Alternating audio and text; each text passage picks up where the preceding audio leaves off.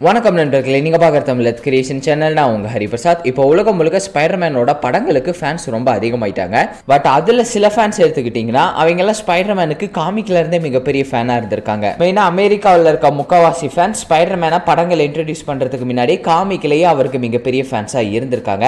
But அதை தாண்டி இந்தியாவில் வேர்ல்டு வைடா பார்க்குறப்ப காமிக் படிச்சு ஃபேன் ஆனதை விட ஸ்பைடர்மேனோட லைவ் ஆக்ஷன் படம் பார்த்து ஸ்பைடர்மேனுக்கு ஃபேன்ஸ் ஆனவங்க தான் இப்போதைக்கு ரொம்ப அதிகம். இது வரைக்கும் ஸ்பைடர்மேனுக்கு லைவ் ஆக்ஷன் படங்கள் நிறையவே வந்திருக்கு. அதுவும் 1970s இருந்தே அந்த மாதிரி படங்கள் நிறைய இருக்கு. பட் அது எல்லாத்தையும் விட 2002க்கு அப்புறம் சாம் ரேமியோட 3 ஸ்பைடர்மேன் படங்கள், அடுத்து அமேசிங் ஸ்பைடர்மேன் 2 படங்கள், அதுக்கப்புறம் இப்போ MCUல இருக்க Spiderman home coming for from home, இந்த ரீசெண்டா ரிலீஸ் ஆன 7 படம் தான் ஃபேன்ஸ் மத்தியில மிக பெருசா ரீச் ஆயிடுச்சு. காமிக்ஸ் அந்த அளவுக்கு படிக்காதவங்க கூட இப்ப ஸ்பைடர்மேன் கேரக்டர் மேல மிகப்பெரிய ஃபேனா மாறிட்டாங்க. ஆனா நான் இப்ப சொன்ன இந்த 7 லைவ் ஆக்ஷன் படத்தையும் யாரு ப்ரொடியூஸ் பண்ணா அப்படிங்கிற ஒரு கேள்வி கேட்டா அந்த கேள்விக்கு பதில் சில ஃபேன்ஸுக்கு தெரியும், சில ஃபேன்ஸுக்கு அந்த அளவுக்கு கிளியரா தெரியாது இல்லையா? ஏன் அப்படின்னா ஸ்பைடர்மேனோட ஃபிலிம் ரைட்ஸ் ரொம்ப காம்ப்ளிகேட்டடான ஒரு விஷயம். மார்வல் தான் ஸ்பைடர்மேன் கேரக்டரை ஓன் பண்ண ஒரிஜினலான பேரண்ட் கம்பெனி. பட் அப்படி இருந்தாலும் ஸ்பைடர்மேனோட லைவ் ஆக்ஷன் படங்களை சோனி தான் ப்ரொடியூஸ் பண்றாங்க. அதுக்கு காரணம் மார்வல் சோனியோட டீல் தான். அந்த டீலை பத்தி நிறைய ஃபேன்ஸுக்கு ஆல்ரெடி ஐடியா இருக்கும். இருந்தாலும் இன்னும் கொஞ்சம் டீட்டெயிலா அவங்க 2 பேர்த்துக்குள்ள இருக்க டீல் எப்படி வேலை செய்யுது அப்படிங்கறத நான் இந்த வீடியோல கொஞ்சம் கிளியரா எக்ஸ்பிளைன் பண்ண போறேன். ஃபர்ஸ்ட் இப்ப ஸ்பைடர்மேன்ங்கற கேரக்டர் எடுத்துக்கோங்க. ஸ்பைடர்மேன் மட்டும் இல்ல, மார்வல் காமிக்ல இருக்க நீங்க எந்த கேரக்டர் வேணாலும் எடுத்துக்கலாம். அந்த கேரக்டர் எடுத்துக்கிட்டீங்கன்னா அந்த கேரக்டர் சுத்தி மொத்தம் 3 விஷயம் இருக்கு. அந்த கேரக்டரை வச்சு நீங்க காமிக் புக் பப்ளிஷ் பண்ணலாம். அடுத்து அந்த கேரக்டரை வச்சு லைவ் ஆக்ஷன் படம் எடுக்கலாம். மூணாவது அந்த கேரக்டரோட மெர்ச்சன்டைஸ், அப்படின்னா அந்த கேரக்டரோட டாய்ஸ், இந்த மாதிரி சில விஷயங்கள். மொத்தமா ஒரு கேரக்டர்னு எடுத்துக்கிட்டீங்கன்னா அந்த கேரக்டரை சுத்தி மொத்தம் 3 ரைட்ஸ் இருக்கு. இந்த 3 ரைட்ஸ்ல மார்வல் காமிக் புக் பப்ளிஷ் பண்ற அந்த ரைட்ஸை மட்டும் வச்சுக்கிட்டு மீதி மெர்ச்சன்டைஸ் ரைட்ஸ், அதே மாதிரி படம் எடுக்கிற ரைட்ஸ், இந்த 2 ரைட்ஸையுமே 1998ல சோனி கிட்ட வித்துட்டாங்க. அப்படிதான் இப்ப சோனி ஸ்பைடர்மேனோட படங்களை ப்ரொடியூஸ் பண்ண ஆரம்பிக்கிறாங்க. அண்ட் இதுலயும் நிறைய காம்ப்ளிகேஷன் இருக்கு, நான் அடுத்தடுத்து எக்ஸ்பிளைன் பண்றேன். ஃபர்ஸ்ட் மார்வல் எதுக்காக இந்த மாதிரி ரைட்ஸ் எல்லாத்தையும் சோனி கிட்ட வித்தாங்க அப்படின்னு கேட்டீங்கன்னா, மார்வல் ஸ்பைடர்மேனோட ரைட்ஸை மட்டும் விற்கல, எக்ஸ்மேன், ஃபேண்டாஸ்டிக் ஃபோர்னு சில கேரக்டர்ஸோட ரைட்ஸை 20th Century Foxங்கிற ஸ்டுடியோஸ் கிட்ட வித்தாங்க. அதுக்கடுத்து ஹல்க், நேமோர், இந்த மாதிரி சில கேரக்டர்ஸை யூனிவர்சல் ஸ்டுடியோஸ் கிட்ட வித்தாங்க. அதுக்கப்புறம் கோஸ்ட் ரைடர், மேன்டிங் அப்படின்னு வேற சில கேரக்டர்ஸை வேற சின்ன சின்ன ஸ்டுடியோஸுக்கு வித்துட்டாங்க. ஸோ இந்த கேரக்டர்ஸ் எல்லாத்தையும் மொத்தமா விற்கல. நம்ம இந்த ஸ்பைடர்மேனுக்கு சொன்ன மாதிரி ஜஸ்ட் படத்தோட ஃபிலிம் ரைட்ஸையும் மெர்ச்சன்டைஸ் ரைட்ஸை மட்டும் அந்தந்த ஸ்டுடியோஸ் கிட்ட மார்வல் வித்துட்டாங்க. இந்த ரைட்ஸ் எல்லாம் எதுக்காக ஃபர்ஸ்ட் மார்வல் வித்தாங்க அப்படின்னு கேட்டீங்கன்னா, 1998 அந்த டைம் அப்ப மார்வல் காமிக்ஸ் ரொம்ப படுகுழியில இருந்தது, அந்த மாதிரி தான் சொல்லி ஆகணும். ஸோ மார்வல் கிட்ட ஃபைனான்சியலா நிறைய பிரச்சனை இருந்தது, அவங்களுக்கு உடனே பணம் நிறைய தேவைப்பட்டது. அப்படி ஜஸ்ட் கொஞ்சம் பணத்துக்காக மட்டும் சில கேரக்டர்ஸோட ஃபிலிம் ரைட்ஸை மற்ற ஸ்டுடியோஸ் கிட்ட மார்வல் விற்க ஆரம்பிக்கிறாங்க. கேட்ட உடனே ஜஸ்ட் பணத்துக்காக மார்வல் அவங்க கேரக்டர்ஸ் ரைட்ஸை எப்படா மற்ற ஸ்டுடியோஸ் கிட்ட விற்க துணிஞ்சாங்க அப்படின்னு உங்களுக்குலாம் கொஞ்சம் பேடா ஃபீல் ஆகலாம். பட் நான் 2வது ரீசன் சொல்றேன் கேளுங்க.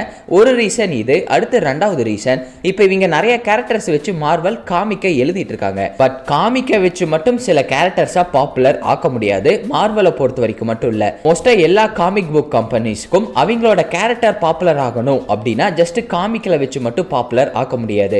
இப்ப best example iron man, captain அமெரிக்காவை எடுத்துக்கோங்க.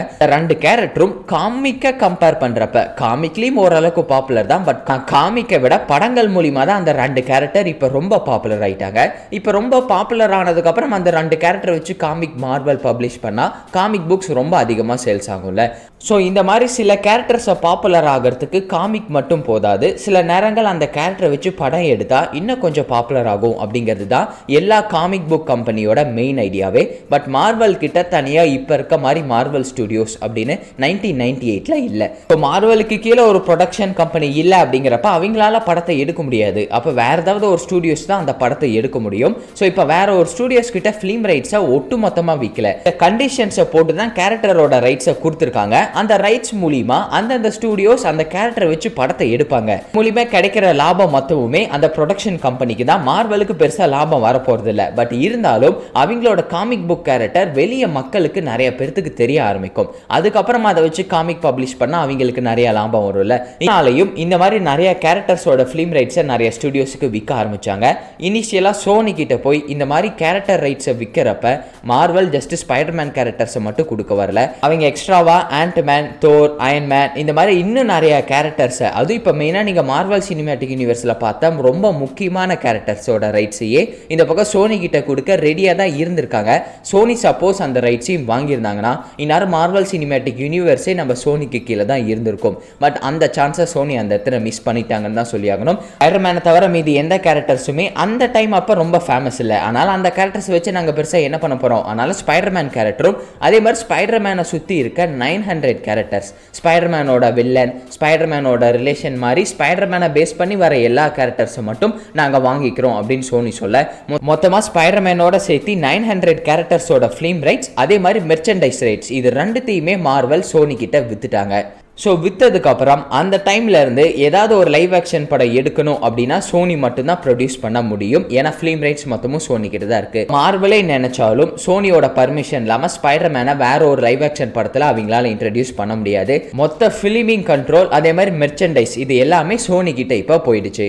அடுத்து இப்போ ஃபிலிம் ரைட்ஸ் அப்படின்னு வரப்ப எக்ஸாக்டாக எந்தெந்த மாதிரி ரைட்ஸ் நம்ம சோனி கிட்ட இருக்கு அப்படிங்கிறது எனக்கு கொஞ்சம் டீட்டெயிலாக பார்த்தோம்னா, எல்லா லைவ் ஆக்ஷன் ஸ்பைடர்மேன் படங்களையும் சோனியால் மட்டும் தான் எடுக்க முடியும். ஈவன் அந்த படம் 5 நிமிஷம் டியூரேஷன் கூட இருந்துட்டு போகுது. பட் லைவ் ஆக்ஷனில் நீங்கள் ஸ்பைடர்மேனை காமிச்சிங்கன்னா அந்த படத்தை சோனி மட்டும்தான் எடுக்க முடியும், மார்வல் பண்ண முடியாது. அடுத்து அனிமேஷன் படத்துக்கும் இதே சேம் ரூல்ஸ் தான். 5 நிமிஷம் அனிமேஷன் படமாக இருந்தாலும் அதை சோனியால் மட்டும்தான் எடுக்க முடியும். அப்படி இருக்கப்ப அடுத்து உங்களுக்கு நிறைய டவுட் வரும், அதை நான் கிளியராக எக்ஸ்பிளைன் பண்ணுறேன். அடுத்து லைவ் ஆக்ஷன் டிவி சீரிஸ், இப்போ ஸ்பைடர்மேனை லைவ் ஆக்ஷன் படமாக கொண்டு வராமல் அதுக்குன்னு ஒரு டிவி சீரிஸ் கொண்டு வந்தாலும் அதுவும் சோனியால் மட்டும்தான் பண்ண முடியும், மார்வலால் பண்ண முடியாது. இப்போ ஸ்பைடர்மேனை காமிக்கில் யூஸ் பண்ணுறதை தவிர மார்வலால் என்ன தான் பண்ண முடியும் அப்படின்னு கேட்டிங்கன்னா, ஸ்பைடர்மேனை வச்சு அனிமேஷன் சீரிஸ் அவங்களால எடுக்க முடியும். ஸோ நல்லா நோட் பண்ணிக்கோங்க, அனிமேஷன் படத்துக்கும் அனிமேஷன் சீரிஸ்க்கும் நிறைய டிஃப்ரென்ஸ் இருக்குது. முன்னையே சொன்ன மாதிரி அனிமேஷன் படம் அது ஒரு 2 நிமிஷம் அப்படின்னாலும் சோனியால் மட்டும்தான் எடுக்க முடியும், மார்வலுக்கு அந்த ரைட்ஸ் கிடையாது. ஆனால் அனிமேஷன் சீரிஸ் அவங்களால எடுக்க முடியும். எபிசோட் மாதிரி இருக்கிற ஒரு ஸ்பைடர்மேன் அனிமேஷன் சீரிஸை மார்வலால ப்ரொடியூஸ் பண்ண முடியும். பட் அப்படி ப்ரொடியூஸ் பண்றப்ப ஒவ்வொரு எபிசோடும் 44 நிமிஷத்தை விட கம்மியாக தான் இருக்கணும், அதுக்கும் அதிகமாக டியூரேஷன் இருக்கக்கூடாது. சோனியாலையும் அனிமேஷன் சீரிஸ் எடுக்க முடியும். பட் சோனி அனிமேஷன் சீரிஸ் எடுக்கிறாங்க அப்படின்னா ஒரு எபிசோடும் 44 நிமிஷத்தை விட அதிகமாக தான் இருக்கணும். கொஞ்சம் கன்ஃபியூஷனாக இருக்கலாம், இன்னும் கொஞ்சம் கிளியராகவே சொல்கிறேன். இப்போ மார்வல் ஸ்பைடர்மேனை வச்சு ஒரு அனிமேட்டட் சீரிஸ் எடுக்கணும் அப்படின்னா எல்லா எபிசோடும் 44 நிமிஷத்துக்கு கம்மியாக தான் இருக்கணும். அதே மாதிரி சோனி ஒரு அனிமேட்டட் சீரிஸ் எடுக்கிறாங்க அப்படின்னா அதில் இருக்க ஒவ்வொரு எபிசோடும் கம்பல்சரி 44 நிமிஷத்துக்கு அதிகமாக தான் இருக்கணும். ஒன்ஸ் அந்த 44 நிமிஷத்துக்கு கம்மியாக வந்துட்டு அது மார்வலோட ரைட்ஸ்குள்ளே வரும். 44 நிமிஷத்துக்கு அதிகமாக இருந்துச்சுன்னா அது சோனியோட ரைட்ஸ்க்கு போயிடும். ஸோ இப்படி தான் பார்த்தீங்கன்னா படத்தோட ரைட்ஸ் வந்து வேலை செய்யும். அது இல்லாமல் எக்ஸ்ட்ராவாக சோனிக்கு ஸ்பைடர்மேனோட மெர்ச்சன்டைஸ் ரைட்ஸும் இருக்குது. இப்போ இந்த ரைட்ஸ் எல்லாம் கொடுத்தாச்சு. பட் இந்த ரைட்ஸுக்கு சில கண்டிஷன்ஸ் மார்வல் போட்டிருக்காங்க. மெயினாக ஒரு கண்டிஷன் இருக்குது. அந்த கண்டிஷன் பற்றி ஆல்ரெடி நிறைய பேருக்கு தெரிஞ்சிருக்கும். குறிப்பிட்ட வருஷத்துக்கு ஒரு டைம் சோனி ஒரு லைவ் ஆக்ஷன் ஸ்பைடர்மேன் படத்தையாவது கொடுத்தாகணும். ஆனால் அந்த ஸ்பைடர்மேன் பீட்டர் பார்க்கராக இருக்கணும்னு அவசியம் இல்லை. பக்கம் மைல்ஸ் மொரால்ஸ் ஸ்பைடர்மேனை வச்சு கூட ஒரு லைவ் ஆக்ஷன் படம் கொடுக்கலாம். மொத்தத்தில் ஒரு லைவ் ஆக்ஷன் ஸ்பைடர்மேன் படம், அனிமேஷன் படம்லாம் பார்த்தாது, ஒரு லைவ் ஆக்ஷன் படத்தை குறிப்பிட்ட வருஷத்துக்கு ஒரு டைம் ஒரு படம் சோனி கண்டிப்பாக கொடுத்தே ஆகணும். அப்படி சோனி அந்த படத்தை கொடுக்க தவறிட்டாங்கன்னா அந்த ரைட்ஸ் மொத்தமும் திருப்பி மார்வல் கிட்டேயே போயிடும். ஏன் அப்படின்னா அந்த ரைட்ஸை பற்றி நான் முன்னையே எக்ஸ்பிளைன் பண்ணல. ஸோ மார்வல் மொத்த ரைட்ஸும் பர்மனெண்ட்டாக சோனி கிட்டேயே இருக்கட்டும் அப்படிங்கிறதுக்காக அந்த ரைட்ஸை விற்கல. அவங்களோட காமிக் கேரக்டர் பாப்புலர் ஆகிறதுக்கு லைவ் ஆக்ஷன் படம் எடுக்கணும், அதுக்கு ஒரு ஸ்டூடியோஸோட ஹெல்ப் வேணும் அப்படிங்கிறதுக்காக தான் அந்த கேரக்டர் ரைட்ஸை விற்றாங்க. ஒரு குறிப்பிட்ட வருஷத்துக்குள்ள ஒரு லைவ் ஆக்ஷன் படத்தை கூட அந்த ஸ்டூடியோனால கொடுக்க முடியல அப்படின்னா அவங்க காமிக் கேரக்டர் ரைட்ஸ் அந்த கம்பெனி கிட்ட இருந்து எந்த ஒரு பிரயோஜனமும் இல்ல. அதனால தான் இந்த மாதிரி ஒரு கண்டிஷனை மார்வல் அந்த டீலை மேக் பண்றப்ப போட்டிருக்காங்க. குறிப்பிட்ட வருஷம்னா எக்ஸாக்டா எவ்வளவு வருஷம் அப்படின்னு கேட்டீங்கன்னா ஆல்ரெடி சில ஃபேன்ஸ் 2 வருஷம் அப்படிங்கிற மாதிரி நிறைய இடத்துல கேள்விப்பட்டிருப்பீங்க.